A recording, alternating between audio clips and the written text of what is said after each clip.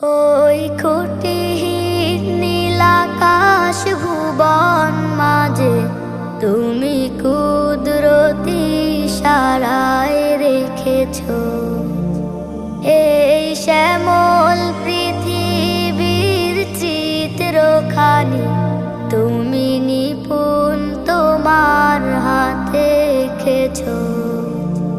ওগো আল্লাহ, শুকর তোমার আমারে যে মুসলিম করেছ। ওগো আল্লাহ, শুকর তোমার আমারে যে মুসলিম করেছ। তুমি সাগরে